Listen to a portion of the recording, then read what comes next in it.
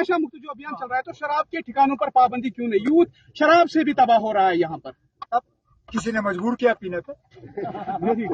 मजबूर किया नहीं, जब एक सेकंड, आप अपनी मर्जी से आप लोग दुकान में जा रहे हो, क्यों जा रहे हो?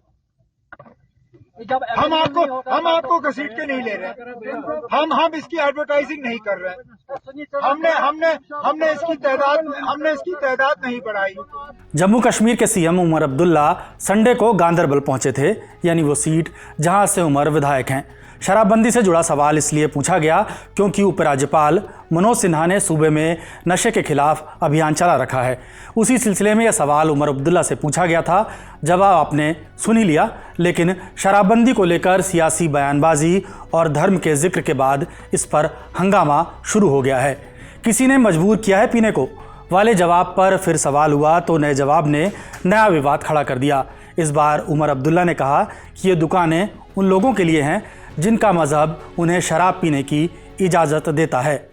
ये दुकान जो है ये उन लोगों के लिए है जिनका मजहब उन्हें शराब पीने की इजाज़त देती है।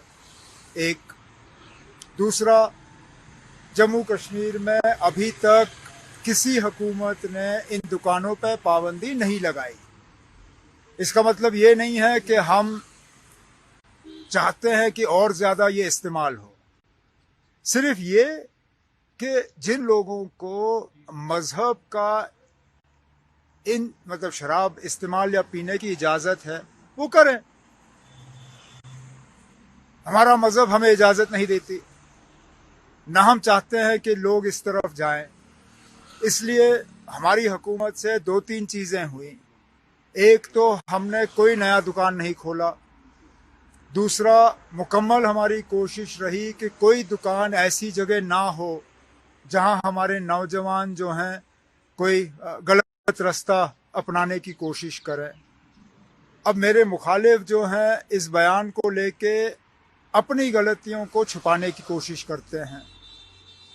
अगर मेरा ये कहना इतना ही गलत था तो जब उनकी हुकूमत थी उन्होंने क्या किया? क्योंकि ठीक जो बात मैंने गांदरबल में की वही बात असेंबली में रिकॉर्ड पे पीडीपी के उस वक्त के फाइनेंस मिनिस्टर ने की। ये दुकान सबके लिए नहीं है। जम्मू कश्मीर में मुख्तलिफ सोच रखने वाले लोग रहते हैं, मुख्तलिफ मजहब के लोग रहते हैं। यहाँ तक कि जम्मू कश्मीर से बाहर से जो लोग आते हैं ये उनके लिए हैं, ये लोकल लोगों के लिए नहीं है। सीधी सी बात है। लेकिन पीडीपी नेता और पूर्व सीएम महबूबा मुफ्ती की बेटी इल्तिजा मुफ्ती ने कह दिया है कि उमर की बात में लॉजिक नहीं दिखता। गुजरात और बिहार तो हिंदू बहुल राज्य हैं, शराबबंदी वहाँ है तो फिर यहाँ क्यों नहीं हो सकती।